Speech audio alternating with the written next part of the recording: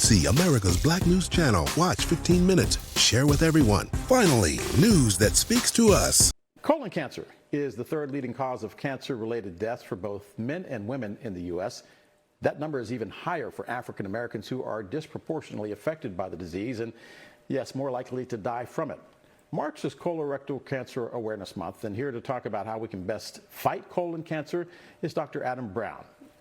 Frequent guest on our program. He's also an emergency room physician and chair of the COVID-19 National Task Force for Envision Healthcare.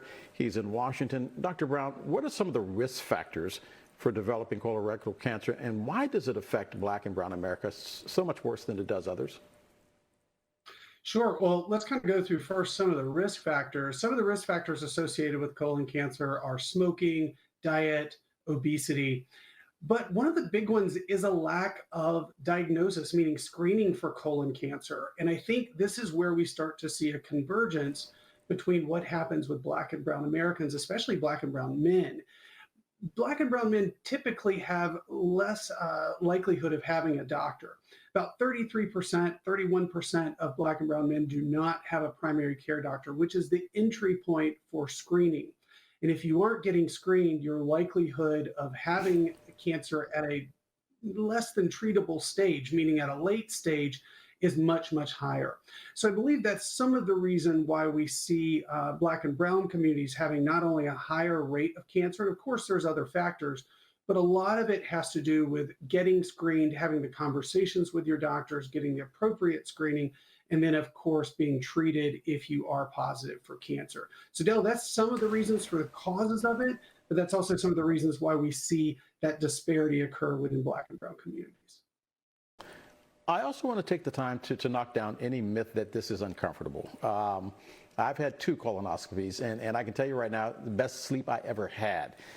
Getting prepped is worse than the actual procedure itself. Do you find that most men fear undergoing a colonoscopy because they think it's going to hurt? Well, I think that's some of the case, but hey, there's a couple of other ways that you could be screened now for colon cancer. So first, I want to make sure everyone knows this, because this is a big change.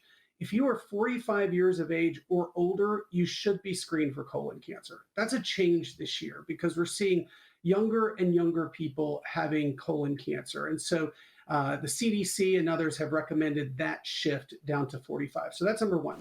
Number two, colonoscopies, which is what you're referring to, Del, are not the only way to be screened for colon cancer. There are stool tests that can be done at home. Some of you may have seen like Cologuard, for example, on television. So you don't have some of the discomfort even with the prep. But now to your point about the actual colonoscopy, the idea of it sometimes more scary than the reality. And to your point, sometimes the prep for the colonoscopy can be a little more uncomfortable.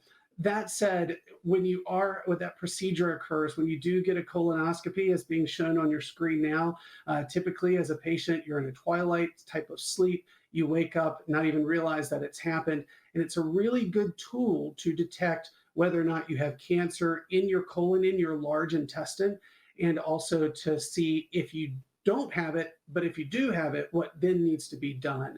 So there's now a couple of things on the market that can do screening, especially if you're lower risk.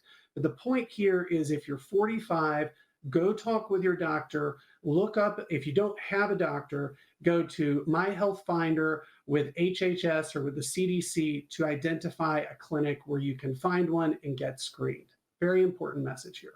And I want to take the time to point out, Dr. Brown, this is the first time we've had you on the show. We have not mentioned the C word, COVID. Dr. Brown, thanks for being with us. We're going to take a break.